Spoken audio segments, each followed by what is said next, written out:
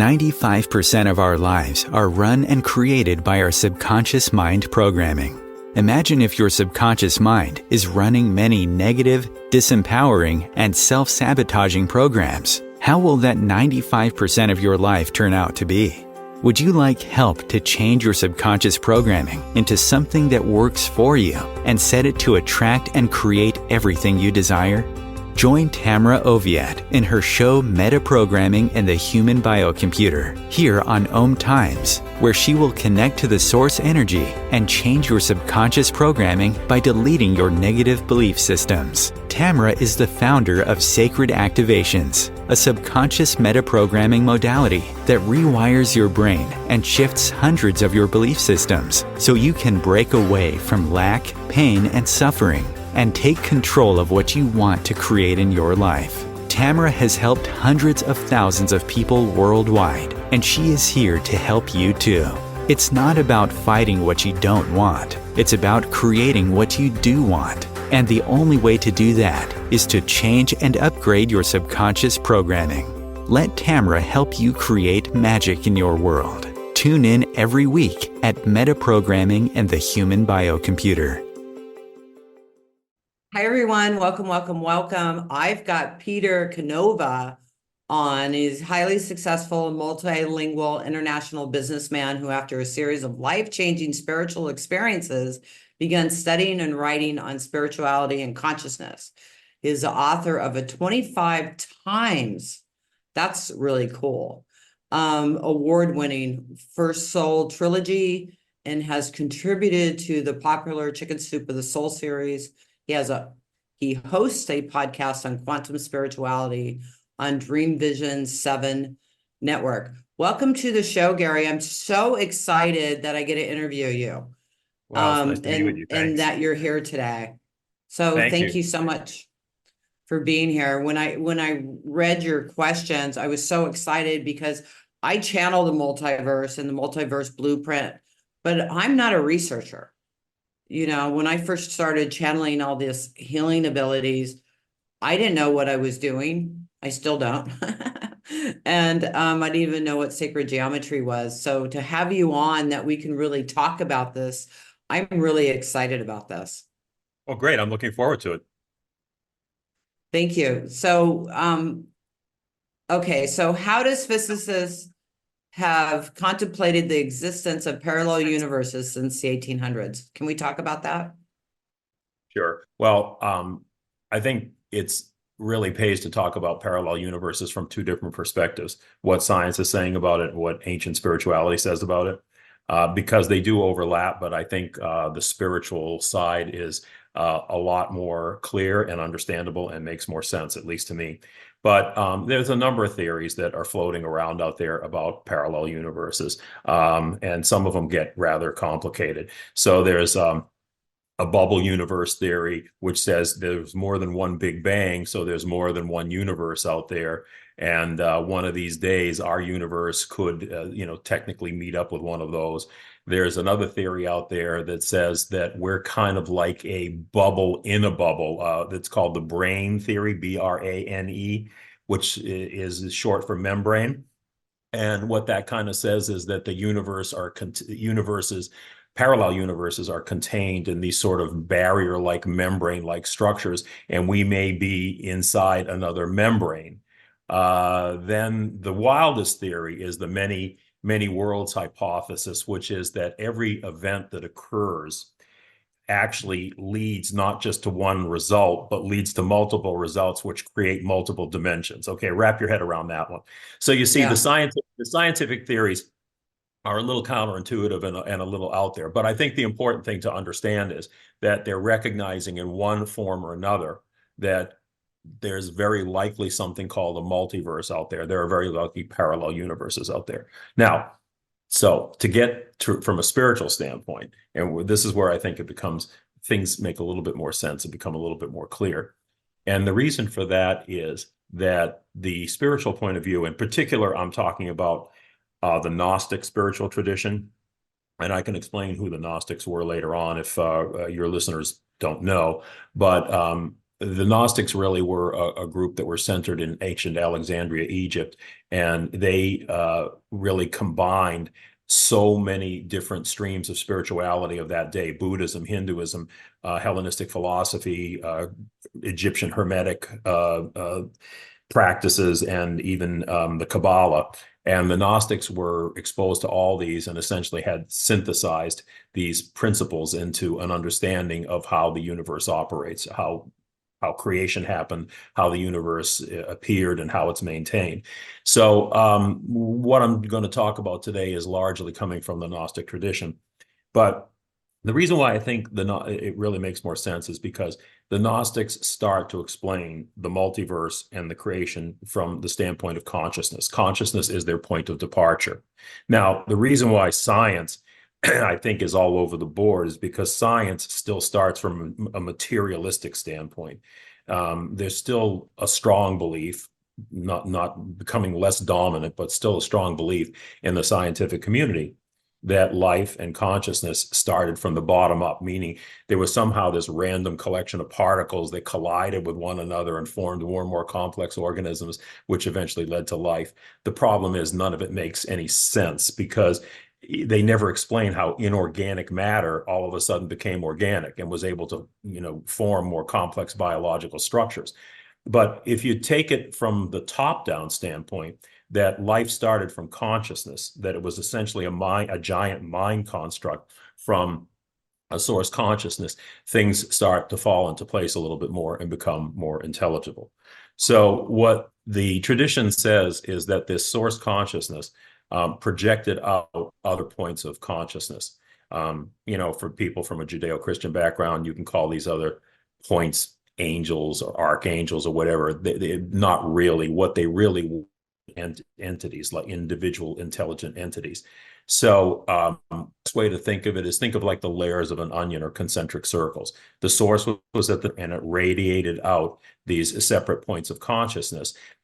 But the separate consciousness, they had their own of existence, but we really shouldn't think of them as spatial dimensions, okay? I only use the example of the onions and the concentric circles to make it more visual for people. In reality, what defined these dimensions were the varying vibrations of consciousness, the varying levels of consciousness. So the highest level of consciousness would be the source.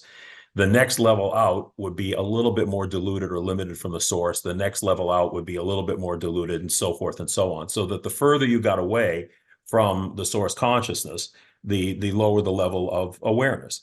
Ultimately, this process, and there's a whole mythology that went with this, which is extremely interesting in and of itself, but ultimately this led to the creation of the material world, where you had souls pursuing their own individual direction apart from this unity of the consciousness with the source, pursuing their own individual direction, leading to the formation of the material world. But long and short of it, that's how the ancients viewed consciousness. They viewed them as different dimensions or parallel dimensions, as different levels of consciousness.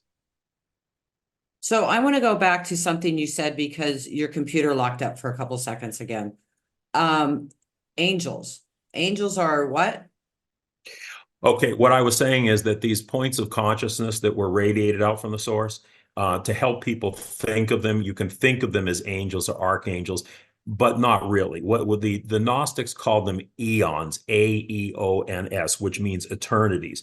And what they really were archetypal centers of energy from the source itself. So they were given names like truth, justice, mercy, love, wisdom, the clearly archetypal images from Plato to Carl Jung that have been identified. And each of these supposedly was responsible for creating a certain vibration of the created world, for resonating with those kind of ideals, love or wisdom or whatever the case may be. So you can think of these eons as angels or archangels if it makes it more intelligible to you. What they really were sources of highly intelligent light energy that were vibrating to a particular frequency. Totally agree with that. Absolutely. Okay, so a little bit more about the string theory, the multiverse theory. I work with the multiverse energies, and and I bring that in, but I have never researched it. So can you talk about that a little bit? Well, like you, this is sort of my background, how I came to this. When I was in my 20s, I discovered I was a very accurate medical intuitive. And once I put the disbelief about that aside and I just let my intuition flow, I started experiencing all other types of phenomena, clairvoyance, clairaudience, remote viewing premonitions, and so forth. Being the Right. Capricorn that I am, I wasn't just satisfied in having the experiences. I wanted to understand something about the nuts and bolts of it. And that's where I started initially looking at ancient spiritual texts. And then ultimately I started on quantum physics. And the nexus there is that really, in their essence, both ancient spiritual wisdom and modern quantum physics deal with light, energy, and matter. That's what it's all about, those three things: light, energy, and matter. So the reason why I know that there are other dimensions out there is because I've tapped into them. That's where all this information that I got, which was verified in the so-called real world. I got this obviously from other sources of information that were, I think, vibrating at a higher level than we were, because otherwise I had no way of making premonitions or predictions. And can I describe in detail what those visions look like? No, because I got the information from them, but I didn't really start to see pictures of movies of what the dimension looks like. I have done research into possibilities of planes of existence and what those planes of might look like. And a lot of it makes sense to me in light of my experience. So sort of by putting my experience together with sources of information that I've read in both quantum theory and ancient spiritual texts, by connecting all those, it really makes sense to me and really has affirmed my belief that there certainly are other dimensions out there. Oh, definitely. Completely agree with you. I work a lot in the other dimensions. You were talking about the bubble inside a bubble. Yeah. I've been to the top of what I say is a dome, and I don't really understand it. Can you go into that more? Can you tell me a little bit more about your perception? You said something about a dome. Well, you said we're like in a bubble within a bubble, right? Yeah, it's one of the theories. Yeah. Yeah, and that it's the universes are like separated in the bubble or whatever you said. I've been to the top of that bubble. And I was just in source energy. I was in 0 point or the eye of God at that point. I was like above all the dimensions that we see and or that we can experience. But I don't know what it is. And I haven't researched it. I did a Dolores Cannon training just because I love Dolores Cannon. And her daughter drew a picture of like that bubble. And it's like, I've seen that. I saw it several years ago and I've been up there many times, but I don't understand it. Can you explain it or what you think it is or one of the theories? Yeah, let me try and explain it from a quantum standpoint, okay? So what scientists have realized is that there are no such things as particles. So what makes up our supposedly solid world doesn't really exist at the quantum level. Now, isn't that strange? Because the quantum level is what makes the larger macroscopic level that we perceive, that we live in. So how does this work? And what is at the very bottom of reality? Well, what's at the bottom of reality is a quantum wave, a wave of light energy, and it's infinite. It's all places all at once. What happens in this sea of calm energy, this wave of energy that is fundamental to all reality, is that every so often there are disturbances in the quantum field. And the best thing I can liken it to is, okay, I live part of the time in Florida. And you can look out onto a bay and it's pretty calm, but all of a sudden a water spout forms. Now, for those of you who don't know what water spouts are, they're little like waterborne little mini tornadoes. And you can see them arising right out of the water. Now, the water around it is still, but there's this disturbance right around the water spout. And it just sort of kind of spontaneously forms itself. So the scientists have theorized that the bubbles that we're talking about, like the bubble of our universe, is kind of a blip or a blemish in the quantum field that kind of pops out. It's like oh, just kind of bulges out from the smooth quantum field. And there could be any number of these. It might not just be ours. There might be others out there that are within this enfolding quantum wave, but these other disturbances are kind of blips in the energy screen that can actually form these pocket dimensions, can occur within that quantum field. So, I'm not exactly sure what your experience was or where exactly you were at that time, but that does talk or address a little bit about how these bubble universes, bubble dimensions might form. Okay. Yeah. What I was running some energy and I was in meditation, and I was told to go into the eye of God. So I just saw myself in this space and it was like at the top of this dome or in a bubble. And I could see it, and I could see that I was above all the dimensions. And I was just in this like 0 point energy. And I go in there a lot now, but I don't always see the dome, but I've seen that, and it was just really interesting. It's like, what is that? It sounds to me like what, when you said you kind of were above and saw everything, it sounds like your consciousness was streaming in that quantum field, in that quantum energy field, and that you were, perceiving maybe some of these dimensions or disturbances, like I said, like you were looking over the river and seeing all the water spouts there. That your energy was in that flow, that fundamental infinite flow, which is the quantum energy wave. Okay. Yeah, it's very interesting. And I haven't understood it yet, and it's sometimes these things come to me or happen to me, and it takes me years before I totally understand it, the experience. It like unfolds for me. That's pretty common. Those of us that have these experiences, they just experience them, and they don't really, we don't really, perceive, well, I would say, the mechanics behind them. Right. And yeah, that's where I was at when all this started happening with me. So that's why I started seeking answers with quantum theory and, and looking at the ancient spiritual text to see if I could find analogs that might explain my experience. And I did. Yeah. Yeah, very cool. So our reality is a cosmic holographic movie. Let's talk about that.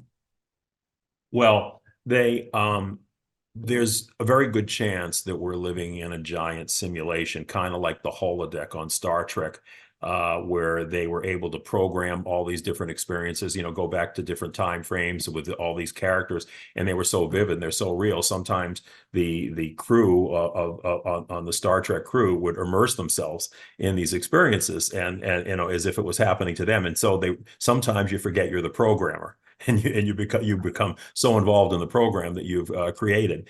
So I think that what kind of kicked off the whole idea of a holographic universe were some things like quantum entanglement. So what they found was that particles that literally were millions of light years apart would instantaneously communicate with each other, and actually faster than the speed of light. And nothing is supposed to go faster than the speed of light, except perhaps the speed of thought.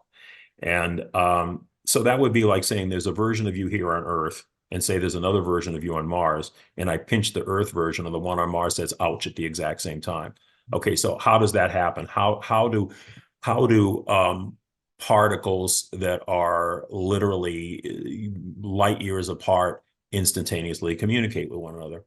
Well, they started to theorize. David Bohm was one of the original ones who started to theorize, well, you know what? Maybe they're not separated. Maybe these so-called things that we look at as separations or of objects or particles, maybe we're just all part of kind of like a hologram. And that's why things can communicate instantaneously. That's why they've done experiments where people can actually have elements of their own DNA, taken out and put in a laboratory miles away. And when they're exposed to emotional stimulation, they can see the DNA react at the exact same time. So these connections exist at all different levels. And why does that happen? Well, if you're here's the thing, if you're part of a hologram, the thing about a hologram is you can slice and dice a hologram in any number of pieces, but each little minute piece will always contain the image of the whole, which means that we're living in a unity that looks to us like a separation. So that's where the idea started to come from, that maybe we're living in this kind of like simulated world and we're experiencing things, as a little bit of a holographic projection. Now, very interesting was that some years later, and when they started studying black holes, a black hole it's an area that becomes so dense that it sucks in all light around it. And there's something around a black hole that defines it called an event horizon. Anything outside of the event horizon is still in our universe. Anything that gets sucked into the event horizon, we don't know what happens. That all goes somewhere, okay? So when they were studying black holes, what they found out was that the information that makes up a black hole, you would think would reside inside the black hole, inside the volume of the black hole. But they found out that wasn't true. The information resides on the outside of the black hole, of the event horizon, and it's projected inward. So let me give you an example to make that more intelligible. Let's say you have a bucket, and inside the bucket is our universe. Everything, the comings and goings, the stars, the planets, us, everything that happens in our universe is inside that bucket. Om Times TV.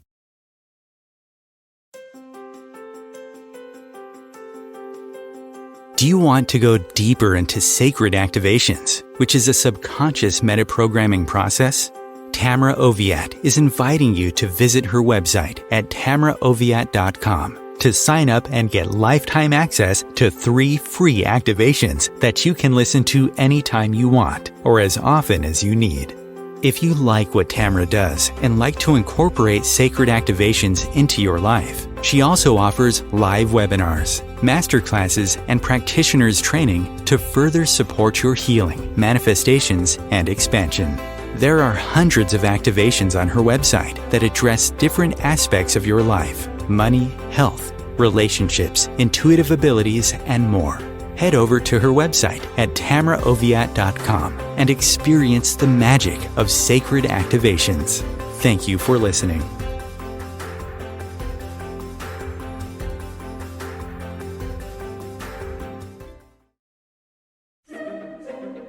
Imagine becoming a super influencer. Reinvent yourself, invest in your brand, and then manifest your success with a robust spheric approach. Om Times Media and Broadcasting offers a unique and multifaceted way to become the spiritual and conscious influencer you deserve to be by putting your message across our powerful platform with its proven record of integrity and excellence. Through our produced shows, Om Times offers the opportunity to become a social media TV personality, a radio show host, an Om Times magazine columnist, and a syndicated podcaster, all in one shot. By live streaming your show on Om Times TV and broadcasting it across the extensive Om Times radio and TV networks, you become more than a host. You become an ambassador and a force for positive change. Om Times. Open yourself to the possibilities. If I could be you, and you could be me for just 1 hour. If we could find a way to get inside each other's minds. Walk a mile in my shoes. Walk a mile in my shoes. Well, before you abuse, criticize, and accuse, walk a mile in my shoes. We think that all the information then about our universe is inside the bucket. What the study of black holes tells us, no, that's not true. The information is actually on the outside of the bucket, on the skin of the bucket, as 2-dimensional sheets that are projected inward to create 3-dimensional information, the appearance of 3-dimensional images. So, what the black holes study did was it furthered the belief that we may be very well living in a holographic projection that everything that we're experiencing as three-dimensional reality is actually a projection from elsewhere. How can each of us harness the power of quantum spirituality to transform the world? Well, I think connecting the dots always gives you a fuller picture of anything that's going on. So, quantum spirituality in my book, for instance, Quantum Spirituality, but which incidentally just swept the American Book Fest Best Book Awards. It won in 4 out of 4 categories, won 4 awards out of 4 categories. But wow, congratulations. That's amazing. Thank you. What quantum spirituality is about is it's the roadmap for consciousness. And like any map, to make sense, you need more than one coordinate. You need north, south, latitude, and longitude, whatever the case may be. What I find with many people is they're either scientific or logical, or they're kind of spiritual, and they operate in those spheres. I've tried to cross those spheres along with other disciplines like neurobiology, psychology, Carl Jung, Jungian psychology, and so forth. And I've taken a multidisciplinary approach to explain many of the phenomena that we're talking about here right now, which is the creation, the origin of life, how human beings came about, what our purpose is. I've been able to create a matrix of information. So within this arena of information, people can get this knowledge and then they can incorporate it into their own spiritual practice. But it's always good, I've always felt, to understand the basics, because the universe does operate with certain laws and certain basics. And it's good to understand those, but understand those from several different standpoints so that it makes sense. Because I know that, my spiritual mind was very excited, or my logical mind was very excited when I started going into quantum physics to find out about the stuff that was happening in my spiritual mind. So it validates, left brain, right brain validation of things. And that's really what quantum spirituality is about. It's about giving, reference points from different disciplines, connecting dots, and allowing people to enter this arena of information and further their own spiritual journey, and hopefully have the same type of extraordinary experiences with consciousness that you've had, or that I've had, or that others have had. So how do we transform our world with this, with the quantum spirituality? Well, I think the first step is individual. It all has to start with the individual, and individuals have to take spiritual responsibility for themselves.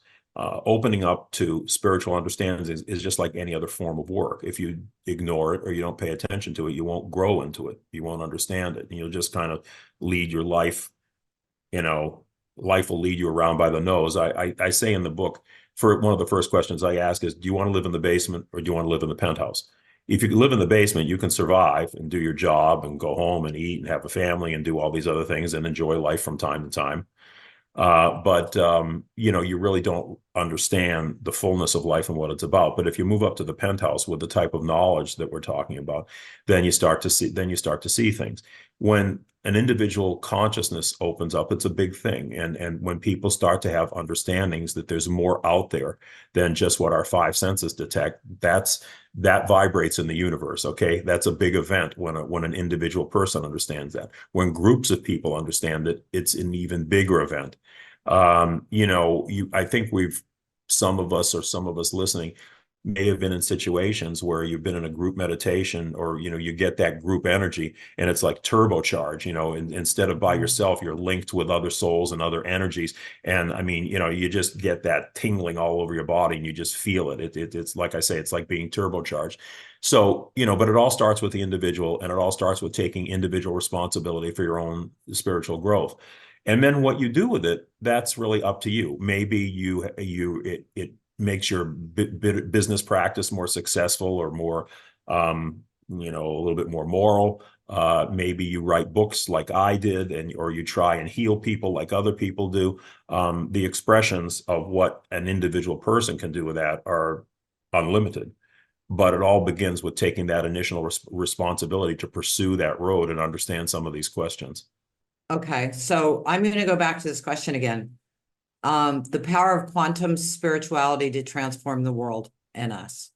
Well, again, I think the power of quantum spirituality is taking the knowledge that can come from quantum science and can come from ancient spiritual wisdom and incorporating that into your own spiritual practice, whatever that may be. There's no one path, as I'm sure you're aware. Everybody has their own way of approaching spirit, but you can approach spirit with a conceptual framework, a good knowledge base that really helps you, and it bolsters your faith, and it gives you a better understanding that there's a payoff at the end for all that work that you're putting in.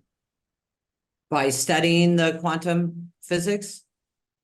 Well, again, I'm getting back to my book in particular, because that's my point of departure. Okay, so I can't talk about in generalities. It's too abstract. What I'm trying to say is the book that I wrote, it connects all these dots from psychological, neurobiological, quantum physical, and ancient spiritual traditions, and it gives this arena of knowledge that can really help boost people's effort to experience higher consciousness.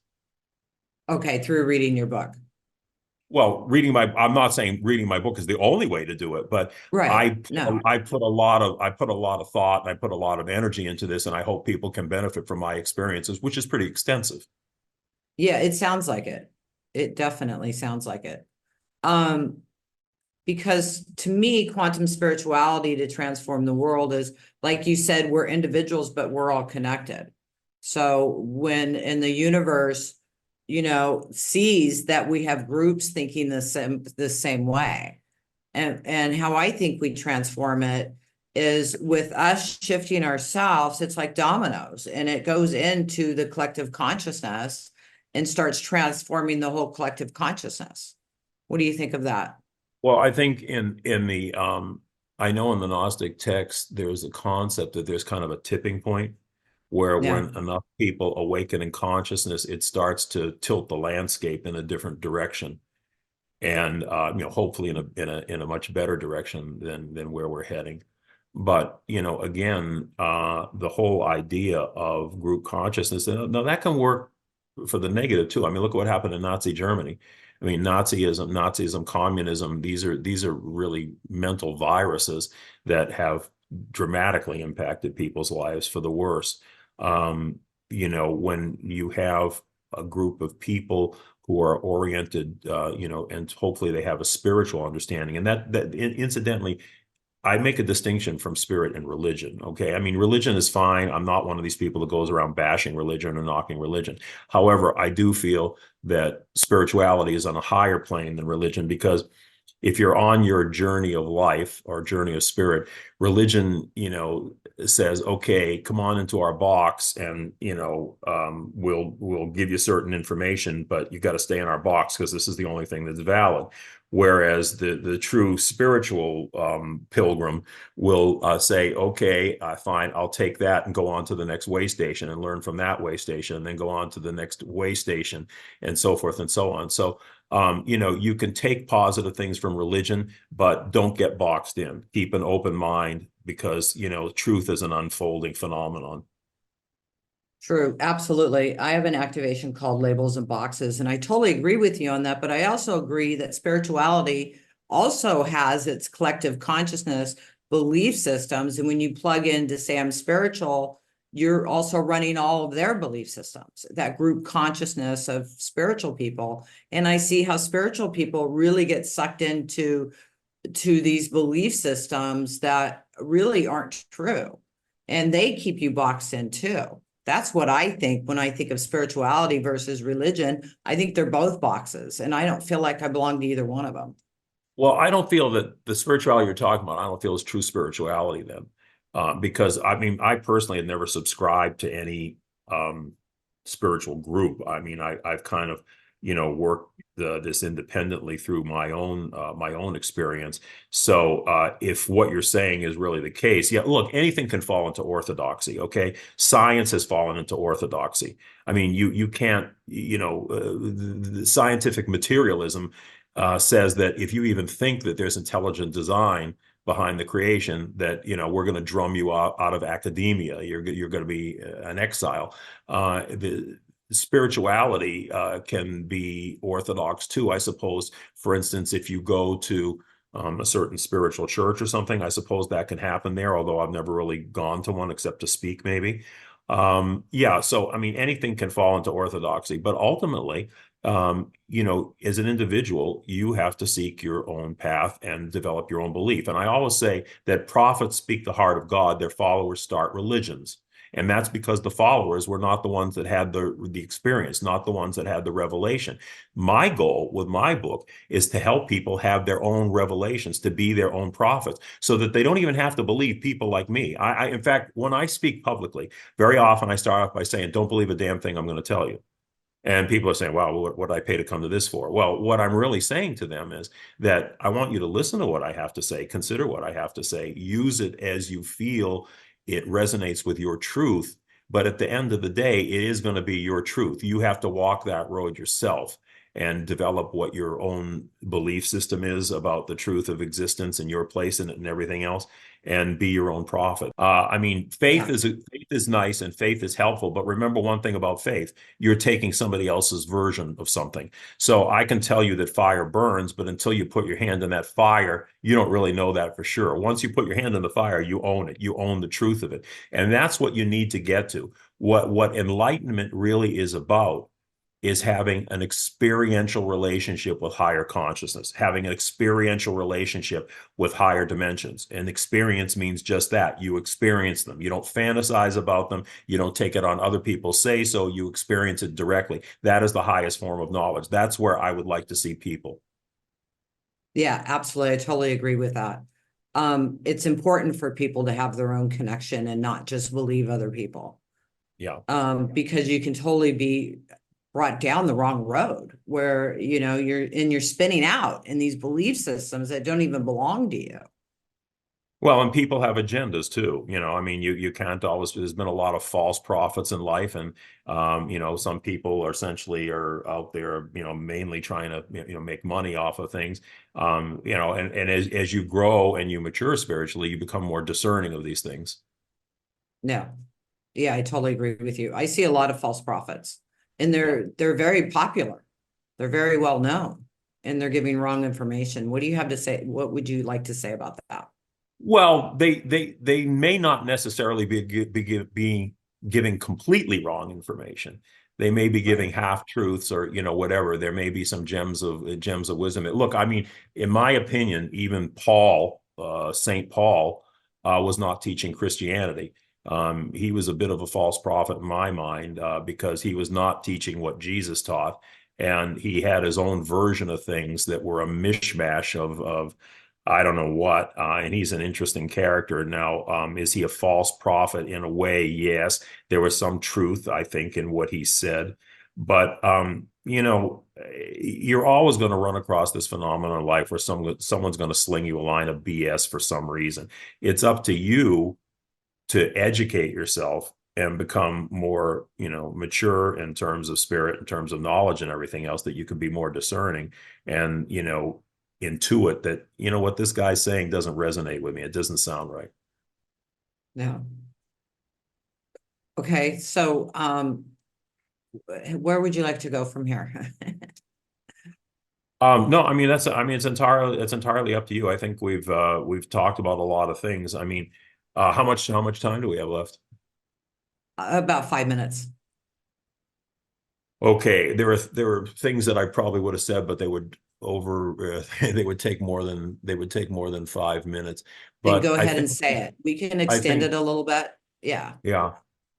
In the Gnostic version of creation, there was the human soul broke from the kind of hive mind or the spiritual infinity of what was called heaven in order to pursue individual experience. And that ultimately led to the creation of maybe the lowest form of spirituality, which is spirit in a human body, in a physical body. So, we're really spirits. We're not so much humans looking for a spiritual experience as spirits seeking a human experience, a different experience from just being on a pure energetic level. And what I would say is that life out of the dust of the clay of the earth, there is a big distinction between creation and what. Now, creation, to give you an example, Geppetto created the Pinocchio. Pinocchio was a separate creation from Geppetto, who was the creator. But all the ancient spiritual traditions tell us that no, that's not the way it happened. We were actually projections of the source consciousness itself, albeit in diluted forms, in limited forms, but we were still a projection of this source consciousness. So just like a power grid where you have the source and then you have relay stations that tap down the source to make it usable in homes and businesses and everything else, essentially we're like those relay stations. So we do participate in the very fabric of consciousness that has created and sustains reality.